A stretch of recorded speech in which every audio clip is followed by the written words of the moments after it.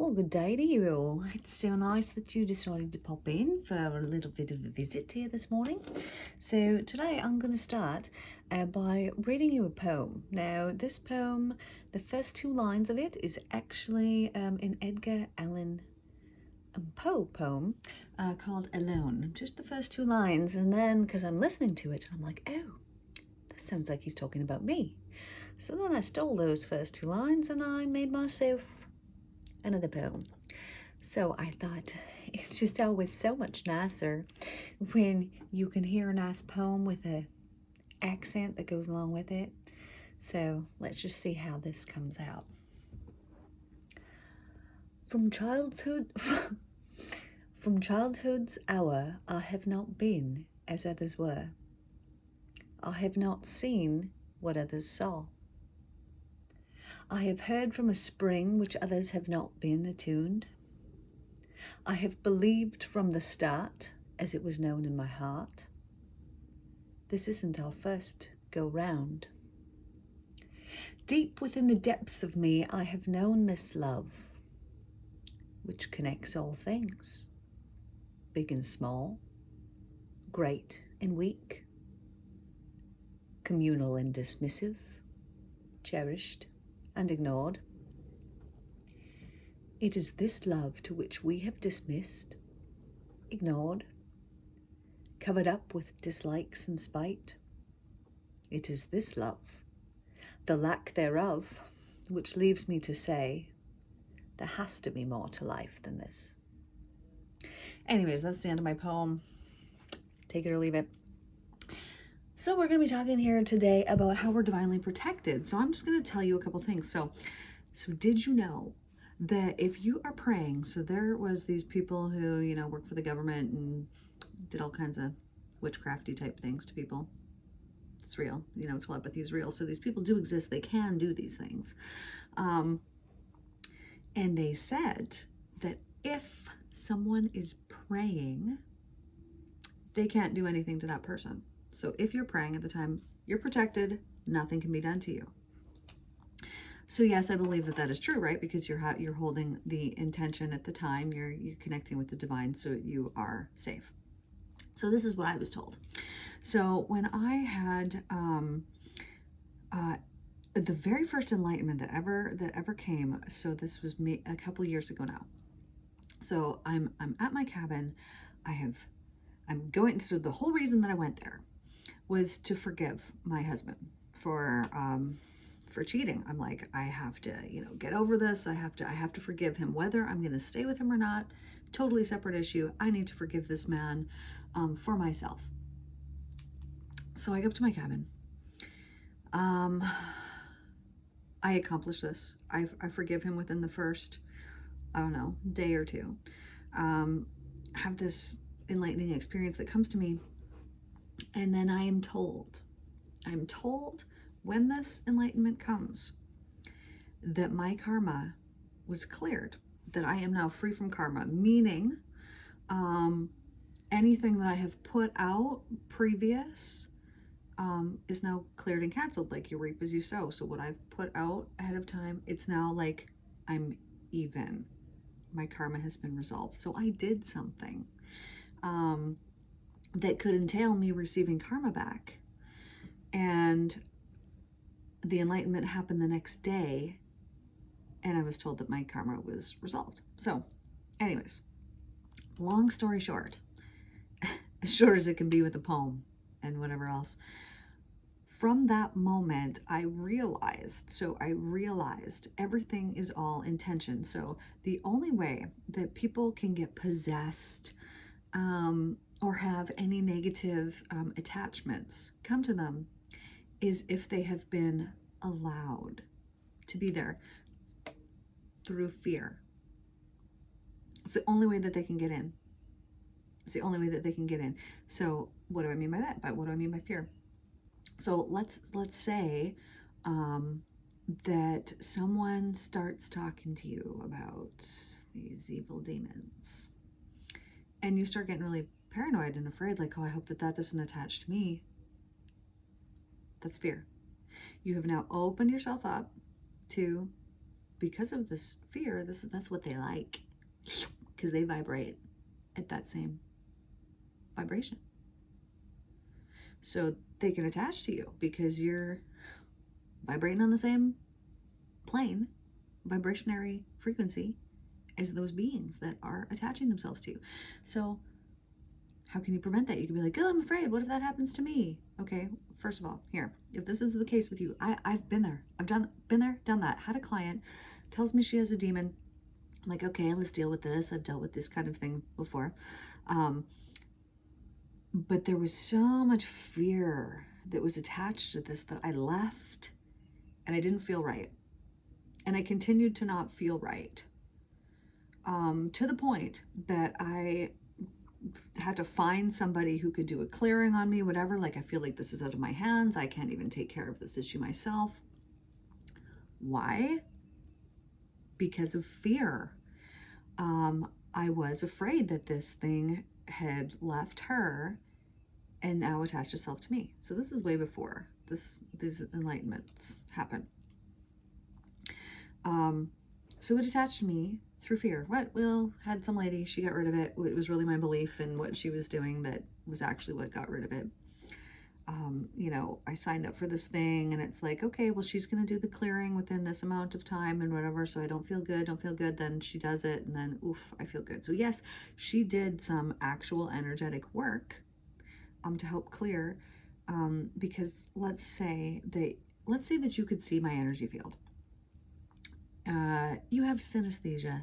You can just see it in me, and you could see the fear that is attached to me there. So like these people who are energy workers, they can see this. So they might not, some of them, like I have a friend who can see it with her eyes open, like she sees it, but sometimes you're just tuning into your third eye, and this person is then doing the energy work and they're clearing away any of these negative attachments that are on you. They're doing it for you. And so this works. But the only reason why that was there on me in the first place was because of fear. So this is what I mean by being divinely protected. When you believe with your whole entire being, with your whole soul, with all of you, when you believe that you are loved, so loved by this energy of love that exists within every single molecule, within every single everything, then you know that there's nothing that can touch you unless you believe in it. So I'm not saying, I hope this is not confusing. I'm not saying that I'm saying that what you focus on, you give your power to. So if I spend my focus on divine love and knowing that I'm loved, that I'm meant to be completely healthy, mentally, emotionally, physically, spiritually, all of it. If I know that I'm so loved, and that's my focus, then I'm going to be feeding that. And so any of these negative things that might want to try and attach themselves to me, they can't. They simply can't, because I'm not going to feed them. I'm not feeding them. I'm focusing on divine love. So let me give you an example. Let's say, well, see, these things will change. You get what you need at the time. So the reason why I had some lady who came in that had some evil attachment to her, which now I'm looking at it and I don't even know that was the case. This was all mental fear and mental whatever that was coming in. This is what I'm seeing. I, at that time, was vibrating at that level where that could affect me. I'm not anymore. Come, bring your demons. We'll do whatever we're going to do, but I'm not afraid of them anymore. At that time, there was fear. I was afraid that something might attach to me. And therefore, me being afraid of it allowed me to lower my vibration enough to the level of something that could attach to me, that would feel the way that I was fearing. You know what I'm saying? So here's how we're divinely protected. It's kind of how you pray or meditate or talk to divine. So you don't have to say, thank you for protecting me and blah, blah, blah. All you're doing is just being thankful for everything that you have. So when you are thankful, let's just be thankful for a minute so that I can show you what I'm talking about. So let's just focus on the things that we're thankful for. So let's be thankful for all the food that you're going to consume today. Every bit of it. So I want you to think ahead. What are you going to eat here today? I want you to already just think of yourself putting heavenly love and thankfulness into that food that you're going to consume. It's so nice. Oh, it's so nice. Okay, now let's think about the clothes that you're going to wear, or that you're already wearing. Hopefully. I don't know. Maybe not. I don't know. I want you to think about those clothes that you're wearing and just be so thankful for them, and just put that heavenly love into those clothes, the thankfulness that you have for them, but also the person who designed it, who created it. Think about them, send them that heavenly love. Okay, and then think about the person who sourced the material. Not even just sourced it, they created this material. Somebody had to create the material. So just think about that for a second. Thankful for that material that was created. Okay, and then thankful for the plants that created that material, or wherever it happened to come from. Just think about that. Just follow the source back. Thankful for that. Okay, and so now when you look at your outfit, does it feel a little bit different? Do you feel a little more thankful? Okay, so we've only done this for 2 things, but look around your room right now, wherever you're at right now.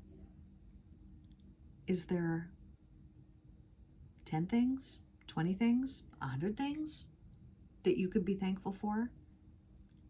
Just the material possessions that you have. So if you really wanted to do some gratitude here, you could go through each of those things and you could see how thankful you are for them. This is even more beneficial, in my opinion, equally beneficial to meditating. It's just an act of thankfulness. What a good and wonderful thing. So now let's just say that you've decided, after you're done listening to this, that you're going to spend however many minutes going through all the things in your room, deeply thinking about them, like you did with the clothes. It's not just, oh, I'm thankful for the dress that I'm wearing. No, I'm thankful for who made it. I'm thankful for where the material came from. I'm thankful for the person who sewed it. You could go on and on about just one item. So as you do this, I want you to imagine that you decided you're going to do that, and you could really totally do it. And you've gone through your whole room or wherever you happen to be. And so maybe this took you 15 minutes, maybe it took you 30 minutes, maybe it took you longer, maybe you just quit because you were like, yeah, I got someplace I got to be because I don't get any more time to be thankful for things. But I want you to notice how you feel after that practice. And however you feel after that practice, it's going to be very uplifted. You are divinely protected. When you are in that uplifted state, there is absolutely nothing that could attach itself to you. Nothing. When you're vibing up here and something's trying to grab you from down here, it can't reach you. It can't get you. It cannot get you. So shifting your focus towards gratitude can help with that. And I'll say it one more time. So what does it mean to be divinely protected? Because I'm giving you a different answer every time. It means that you know, with absolutely out of doubt, that you are so deeply and truly loved by the divine there's nothing that can happen that is not for your best and highest good. There's nothing. You're just protected. So there could be chaos going all around the world and you will be protected. So I'm going to tell you a little short story. So there's one lady that I took a course from years ago. I don't even know now. Her name was Lauren Heistad. And this was like a couple-day workshop. It was, to help you develop your spiritual skills. But I remember her talking about this camp, that there was like some camp, something that was going on, and she was told to pray for this camp, and was like, okay, I better do that. And so she's praying. Turns out there had been a fire and this whole area was burned up, but she'd been told to pray for this camp, and the camp was the only thing that was not burned up in this whole area. And it had just come to her out of nowhere, that she needed to pray for this camp. I had something very similar. When I was young, I was 16, I was driving down the road, and I'm told, pray for semi-drivers. You Americans like to call them semi-drivers, but we call them semis in Canada. Anyways, so I'm like, that's weird, right? I'm 16, why am I supposed to pray for these semi-drivers? So anyways, I do, obviously. So I pray, and I'm like, thank you for the semi-drivers and keep them safe and blah, blah, blah. Because at that point, I was, a max 15-second prayer, get the message out, done. And I was told that's not good enough. So I'm like, oh, that's not good enough. Okay. So I was driving on my way out to my boyfriend's house at this time when this happened. And so I'm driving, and it's probably a 10 minutes to get out there, 15 maybe, 10 minutes to get back. So total maximum, I'm praying for 20, 30 minutes. I don't remember what was said. Keep in mind, I was 16. This is 7 million years ago. So I get back to the city. Like, he lived out on some little town, drove out there, turned around. I don't know why I didn't actually end up going to his house. Anyways, million years ago, I'm back in the city now, and I'm about to turn this corner, and I'm told, that's enough. You don't need to pray anymore. So I was like, cool. Obviously, stop praying. Next day, I'm going to church. I'm driving, and I'm driving down the road, and I see a semi that had come off of kind of like, like a busy road and an off ramp, and had come off clearly too fast, tipped over.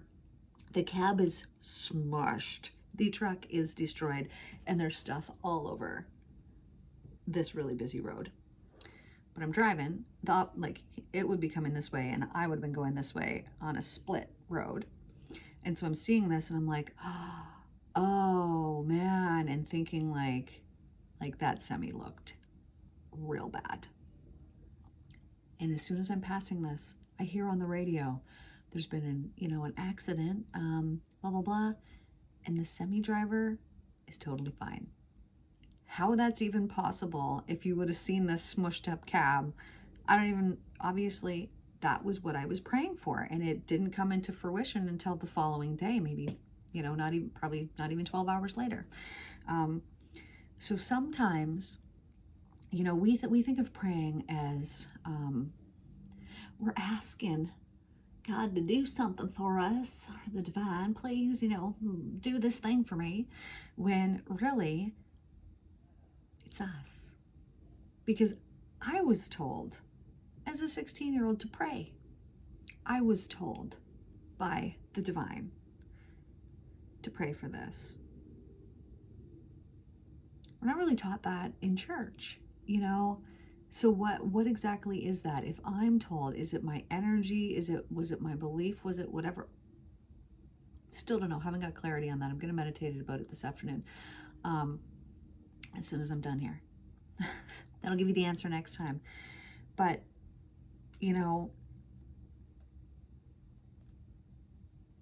what we believe comes to fruition. So if we believe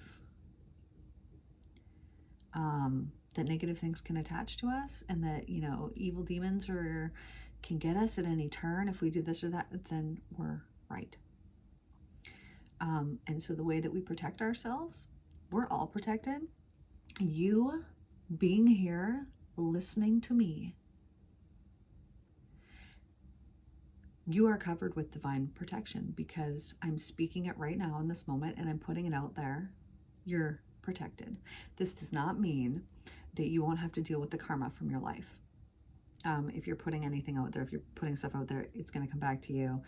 All the whatever vibration of things you're putting out, you're going to get that same vibration back to you. So through your free will, let's choose to lift our vibration all the way up.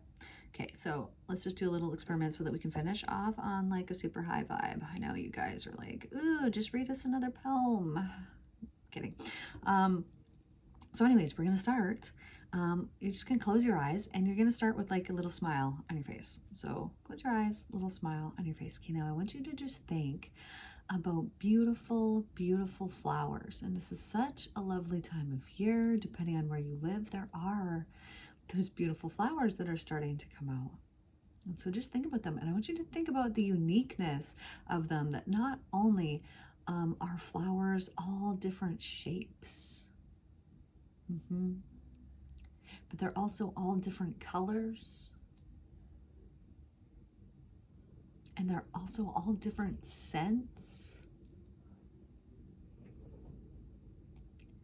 And so I want you to imagine just for a second that you're holding a pink flower. And I want you to notice how holding that pink flower would make you feel. Okay, and then set that one down. I want you to hold an orange flower. And I want you to just think about how that makes you feel. Okay, and then put that one down. And how about a yellow flower? How does that yellow flower make you feel? And then I want you to imagine that that yellow flower has the most beautiful scent. Oh, it's just heavenly. Oh, it's so heavenly. And you breathe in that beautiful scent from that flower and that good high vibe from that flower. And it's nice. That yellow, it's very uplifting. It's very joyful. Wonderful. And then I want you to imagine here that the most adorable little puppies are just running across this field, all different sizes, shapes, kinds of cute, adorable little puppies. Oh, they're just so cute and so soft and so cuddly. And then you could even just imagine yourself walking barefoot across a field of green summer grass. And the summer grass, oh, it feels so nice on your feet. Oh, and the air, there's just that bit of a breeze in the air that wicks away any sweat from that nice warm day. And that air is so fresh. Vibrant, clean, smells so good. To imagine the beautiful energy from the sun is just shining down on you. Oh, filling you up with its beautiful energy. And you can even imagine that you're in this beautiful forest with trees and you can hear that natural music from the leaves as they rustle in the wind. You can hear that song that those leaves play as they rustle about. You can even imagine the scent of a beautiful forest, that nice, fresh, earthy scent. And then you could imagine that there's this little smile and it's in your heart. And you put that smile in your heart and it transfers all the way up to your lips. And the more that you think about that little smile inside your heart, the more it makes you smile, the happier it makes you feel, the more upliftment you feel within your being, within your soul. So you can just think about that beautiful smile. And then you can keep that beautiful smile on your face, and then you can just blink your eyes all the way back open, back into the room. Wonderful, and welcome back. And just keep that high vibe. We have free will. It's our choice. We can choose the good thoughts, the bad thoughts, the heavenly ones, the hellish ones. This is your choice. You got free will. You can think it all day long, but you focus on the heavenly love that's all around you and that's in everything. It's in the air that's pressing up against you. It's this invisible love that's in this air that they call space because they don't know what it is, but it's really love. It's sustaining you. It's keeping you alive. Anyways, I love all of you. And I will see you guys in the next video. Any requests that you have for me, drop them in the comments down below. I will see you guys next time.